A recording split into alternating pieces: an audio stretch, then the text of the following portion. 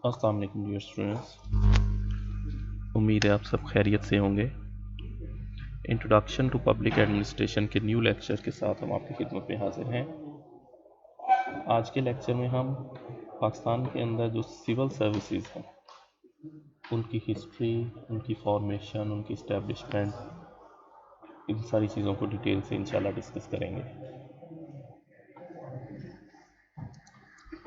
सबसे पहले तो ये देखते हैं कि what is civil service, what does it mean by civil.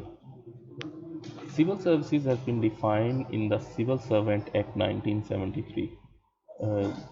जितने भी गवर्नमेंट मुलाजमीन हैं उनको सिविल सर्विसेज एक्ट 1973 के तहत रेगुलेट किया जाता है। उस एक्ट में सिविल सर्वेंट की जो डेफिनेशन है वो कुछ इस तरह है। Civil means public. Of course हम कहते हैं सिविलियंस जो कॉमन पीपल है। Civil means public and public are the citizens of a country, right. Civilian से मुराद है आम इंसान, और आम इंसान जो एक मुल्क का टैक्स पेयर सिटीजन है।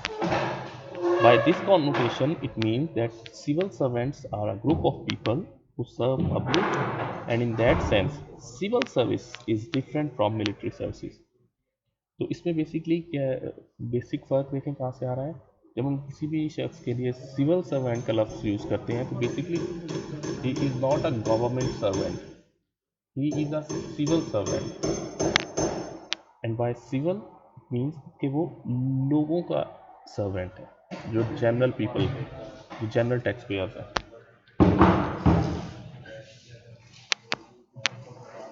लेकिन मिलिट्री में ये चीज़ इस तरह नहीं होती।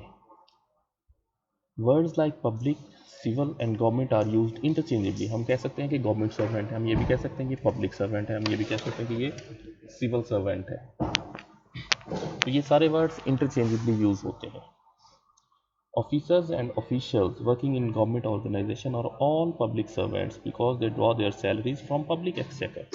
So what's the basic reason हम उनको सिविल सर्वेंट क्यों कहते हैं? क्योंकि वो सिविल लोगों के टैक्स की मनी से वो सैलरी ले रहे होते हैं। तो उनका बेसिक पर्पस भी क्या होता है कि उन्होंने उन्हीं लोगों को सर्व करना होता है। तो एक चीज़ तो यहाँ पे हमें क्लियर होगी कि हम उसको पब्लिक सर्वेंट कह सकते हैं, हम उसको सिविल सर्वेंट कह सकते हैं, या हम उसको गवर्नमेंट सर्वेंट कह सकते हैं। All three words are equal. तो इनकी रिक्रूटमेंट और इनकी हिस्ट्री क्या है। The recruitment of civil servants take place by the following two methods. दो तरीक़ों से इनकी रिक्रूटमेंट होती है। पब्लिक सर्विस कमीशन, हमारे पास जो पब्लिक सर्विस कमीशन हैं उनमें हमारे पास 4 सूबों के अंदर एक एक पब्लिक सर्विस कमीशन है। Punjab public service commission, Sindh public service commission, Balochistan public service commission और केपी के पब्लिक सर्विस कमीशन। इसके अलावा हमारे पास वफाक के जो इदारे हैं उनकी पोस्ट को फुलफ़िल करने के लिए हमारे पास एक फेडरल पब्लिक सर्विस कमीशन है। ये इदारे कॉन्स्टिट्यूशनली एम्पावर हैं। कॉन्स्टिट्यूशन ने इनको ये पावर दी है कि ये लोगों की रिक्रूटमेंट कर सकें। ग्रेड 15 एंड अबव से। सो ग्रेड 1 to 14 जो है वो इदारे खुद अपॉइंटमेंट्स करते हैं। ग्रेड 15 एंड अबव से ये इदारे उनके बिहाफ पे अपॉइंटमेंट करते हैं। इसके अलावा जो ऑटोनोमस ऑर्गेनाइजेशंस होती हैं जिनको गवर्नमेंट ने स्पेशल ऑटोनॉमी दी होती है उनको खुद मुख्तार इदारे बनाया गया है। जिस तरह हमारे मेडिकल कॉलेजेस हैं, जिस तरह हमारी यूनिवर्सिटीज़ हैं, वो ऑटोनोमस इंस्टीट्यूशन होती हैं, आज़ाद और ख़ुद मुख्तार इदारा। वो अपनी टेस्ट और इंटरव्यूज़ खुद कंडक्ट कर सकते हैं, उनको ये पावर दी जाती है एक एक्ट के थ्रू। तो फेडरल और प्रोविंशियल गवर्नमेंट का बेसिक स्ट्रक्चर क्या होता है, किस तरह ये गवर्नमेंट्स फॉर्म हुई होती हैं। सबसे पहले हम फेडरल गवर्नमेंट की बात करते हैं। इसमें टॉप पे हमारे पास एक मिनिस्ट्री होती है, उसको मिनिस्ट्री ऑफ हेल्थ कह सकते हैं, मिनिस्ट्री ऑफ पॉपुलेशन कह सकते हैं, मिनिस्ट्री ऑफ कॉमर्स कह सकते हैं। टॉप पे एक मिनिस्ट्री होती है। फिर उसके नीचे एक मिनिस्ट्री के अंदर एक से ज़्यादा डिवीजन्स होती हैं। उन डिवीजन्स के साथ अटैच्ड डिपार्टमेंट्स होते हैं। इसके अलावा ऑटोनोमस बॉडीज़ होती हैं जो खुद मुख्तार इदारे, और फाइनली पब्लिक एंटरप्राइजेज़ होती हैं, कुछ ऐसे इदारे जो प्राइवेट कंपनीज के तौर पे काम कर रहे होते हैं, लेकिन उस प्राइवेट कंपनी का मालिक कौन होता है, वो गवर्नमेंट ऑफ पाकिस्तान। दोबारा से देखें, टॉप पे हमारे पास एक मिनिस्ट्री होती है, उसके नीचे 2-3 डिवीजन्स होती हैं हर मिनिस्ट्री के अंडर। और हर डिवीजन के नीचे फिर उसके साथ अटैच्ड डिपार्टमेंट्स होते हैं। इन डिपार्टमेंट्स के अलावा ऑटोनोमस बॉडीज़ होती हैं और पब्लिक एंटरप्राइजेज होती हैं। प्रोविंशियल गवर्नमेंट की हम बात करते हैं, सूबाई हुकूमत, ये पंजाब गवर्नमेंट हो सकती है, ये सिंध गवर्नमेंट हो सकती है। इनमें सबसे पहले हमारे पास एक डिपार्टमेंट होता है, हेल्थ डिपार्टमेंट हो सकता है, ये फाइनेंस डिपार्टमेंट हो सकता है, उसके नीचे एक डायरेक्टोरेट होते हैं, हेल्थ सर्विसेज डायरेक्टोरेट हो सकते हैं इसके अलावा। और इसी तरह हमारे पास पंजाब के अंदर भी ऑटोनोमस बॉडीज़ हैं, जिनको सूबा पंजाब की हुकूमत ने एक एक्ट के ज़रिए ऑटोनोमस बॉडी के तौर पर रिकग्नाइज़ किया हुआ है। इसके अलावा डेवलपमेंट अथॉरिटीज़ होती हैं, जिस तरह हम देखते हैं फेडरल में कैपिटल डेवलपमेंट अथॉरिटी है, इसी तरह प्रोविंशियल में लाहौर के अंदर LDA है, लाहौर डेवलपमेंट अथॉरिटी। ये बेसिकली अथॉरिटीज़ होती हैं, इनके जिम्मे एक स्पेसिफिक टास्क होता है, और इस फाइनली इन सबके नीचे डिस्ट्रिक्ट गवर्नमेंट होती है और फिर तहसील गवर्नमेंट होती है। ये हमारा प्रोविंशियल गवर्नमेंट का एक स्ट्रक्चर होता है। At the federal level the apex कहते हैं highest form. The apex organization is ministry.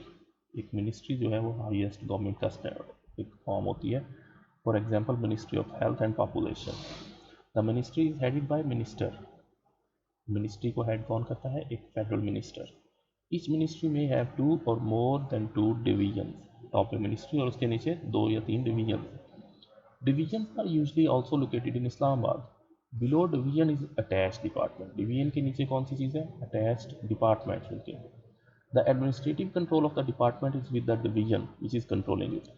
Department को डिवीजन कंट्रोल करता है और डिवीजन को मिनिस्ट्री कंट्रोल कर रही होती है।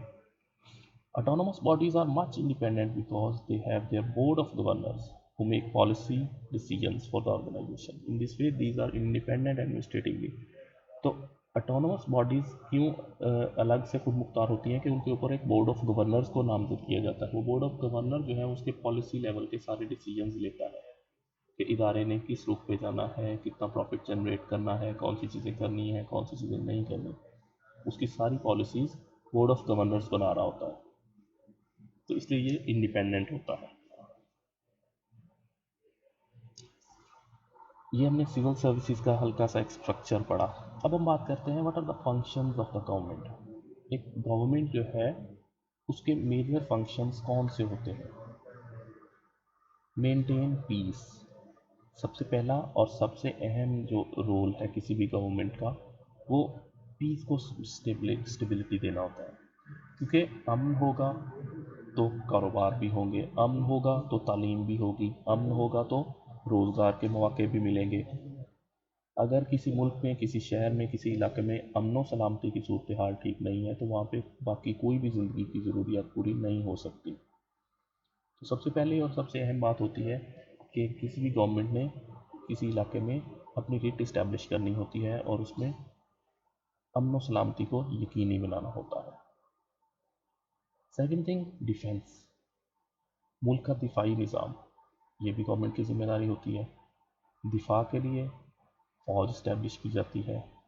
फ़ौज हमारे पास खुश्की में जो लड़ने के लिए होती है उसको हम आर्मी का नाम देते हैं, जो ज़मीन के ऊपर जो फ़ौज काम करती है। उसके बाद हवा की हिफाजत, जो हमारी फ़िज़ाएँ हैं उनकी हिफाजत के लिए हमारे पास एयरफोर्स होती है।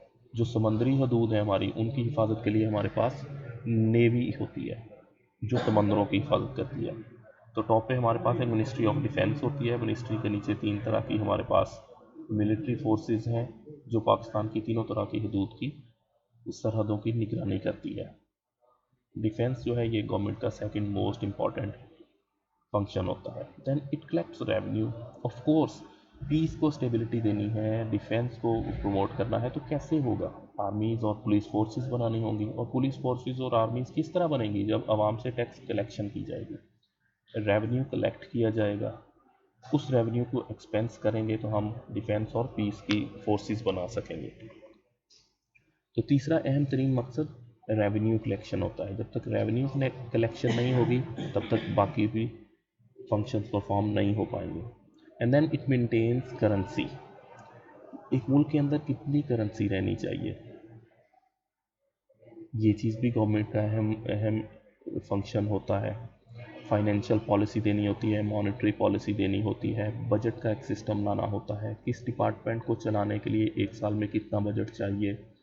इसके अलावा एक मुल्क में तरक्याती मंसूबों के लिए कितने पैसे देने हैं, rail, road, bridges, airports, infrastructure जिसको हम कहते हैं, इनके लिए हमने कितने बजट एलोकेट करने हैं, क्या जितना पैसा एक साल में हमें चाहिए हम उतना ही कलेक्ट कर रहे हैं, अगर उससे कम कलेक्शन हो रही है तो बाकी जो डेफिसिट है, बजट डेफिसिट जिसको हम कहते हैं, हमें पता है कि एक साल में हमारा खर्चा 100 मिलियन है और एक साल का जो हमारा रेवेन्यू है वो सिर्फ 600 मिलियन है, तो बाकी जो 400 मिलियन का डिफरेंस है ये कहाँ से पूरा होना है।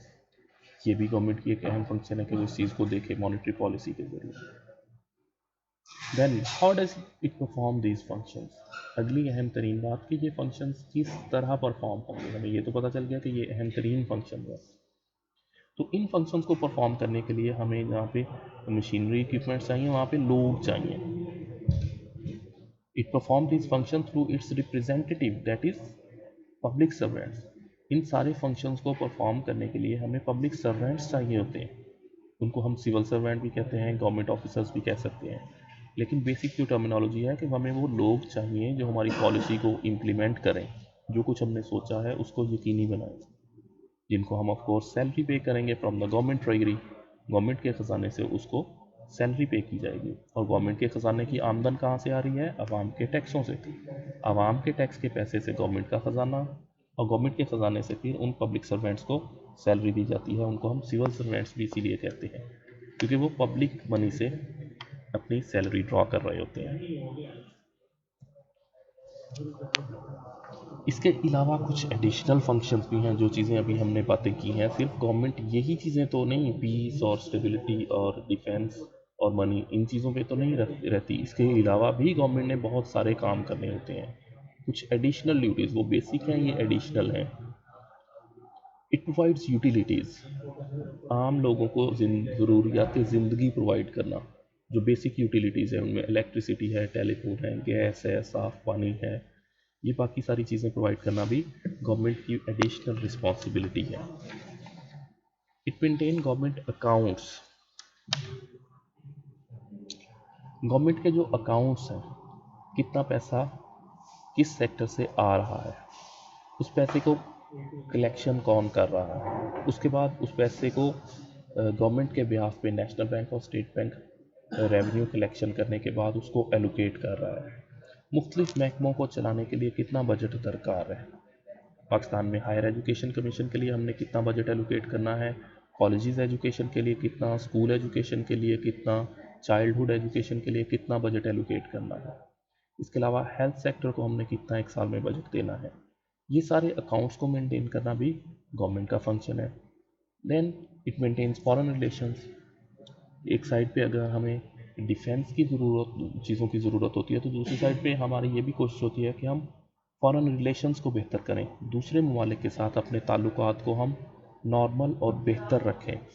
उसका क्या फ़ायदा होगा, हमारी ट्रेड बेहतर होगी, हमारी इंपोर्ट एंड एक्सपोर्ट्स बेहतर होंगी, और हमारे डिफेंस रिलेटेड जो एक्सपेंसेस हैं वो कम होंगे। अगर पाकिस्तान के इंडिया और अफ़गानिस्तान और ईरान के साथ ताल्लुकात बहुत अच्छे रहें तो क्या होगा, पीस रिलेटेड जो हमारे एक्सपेंसेस हैं उनमें खातरखा कमी आएगी, और वही पैसा जो हम वहाँ से सेविंग करेंगे उनको हम मुल्क की तरक्की और लोगों की फलाह बहबूद पे खर्च कर सकेंगे। इट मेंटेन्स कैंटोनमेंट्स, कैंटोनमेंट्स जिनको हम आम जुबान में कैंट भी कहते हैं, छावनी, फौज की छावनियाँ, कैंट्स, उनको मेंटेन करना है, उनके एक्सपेंसेस को देखना है, उनकी ड्यूटीज़ को उनसे परफॉर्म कराना है। And then it regulates, distributes and allocates goods and services in the society. एक सोसाइटी के अंदर जो ज़रूरी चीज़ें हैं, गुड्स एंड सर्विसेज, प्रोडक्ट्स और सर्विसेज जो भी हैं उनको मेंटेन रखना है। लोगों को तालीम की सहूलतें हैं, एक इलाके में कितने लोग हैं, कितने बच्चे हैं, उनके लिए कितने स्कूल्स दरकार हैं। हर डिस्ट्रिक्ट के अंदर एक मेडिकल कॉलेज रिक्वायर है, एक यूनिवर्सिटी रिक्वायर है। तो ये सारी जो बेसिक गुड्स एंड सर्विसेज हैं, इनकी प्रोविजन भी गवर्नमेंट की रिस्पॉन्सिबिलिटी होती है। ये हमारे एडिशनल फंक्शंस हैं। तो आज की गवर्नमेंट जो है, जिनको हम देखते हैं, उनके ऊपर एडिशनल रिस्पॉन्सिबिलिटीज़ इतनी क्यों ज़्यादा हो चुकी हैं, हम क्यों गवर्नमेंट से बहुत ज़्यादा कुछ डिमांड कर रहे हैं। Population that is provided services has increased manifold and hence the nature of problem. आज से 10 साल पहले पाकिस्तान में इतनी पॉपुलेशन नहीं थी और अगर उससे पीछे चले जाएं तो उससे भी कम थी। तो हमारी जो बेसिक सर्विसेज थी जो गवर्नमेंट प्रोवाइड कर रही थी वो मुकम्मल हो रही थी, लेकिन आबादी बढ़ने के साथ साथ ज़रूरियात ज़िंदगी भी ज़्यादा होना होता है, लेकिन समटाइम्स गवर्नमेंट उसी रेशो से उन चीज़ों को बेहतर नहीं कर पाती, जिसकी वजह से प्रॉब्लम्स क्रिएट होते हैं। Social, economic, political and global problems have change, in fact these have become very complex. जो हमारे सोशल इश्यूज़ हैं, जो इकोनॉमिक प्रॉब्लम्स हैं, जो सियासी मसाइल हैं, वो कॉम्प्लेक्स हो चुके हैं। इस वजह से भी हम गवर्नमेंट की तरफ देखते हैं कि इन मसाइल को हल किया जाए। The territory of government has increase in the size. Government का जो कंट्रोल है या गवर्नमेंट का जो दायरा इख्तियार है वो भी पहले से ज़्यादा हो चुका है। टेक्नोलॉजी में इम्प्रूवमेंट्स आ चुकी हैं और टेक्नोलॉजिकल इम्प्रूवमेंट की वजह से डिवीजन ऑफ लेबर के एक शख्स को स्पेशलाइज काम दिया जाए, उससे वही काम लिया जाए जिसको वो सबसे बेहतर तौर पे परफॉर्म कर सकता है, उसकी भी ज़रूरत पहले से बहुत ज़्यादा हो चुकी है। तो इन सारे वजूहात की वजह से गवर्नमेंट के ऊपर बेहतर परफॉर्म करने के प्रेशर पहले से बहुत ज़्यादा होता है। That's all for our today's lecture. I hope आपको अच्छी तरह समझ आया होगा। Still you have any question, you may ask in comments. Thank you. Allah Hafiz.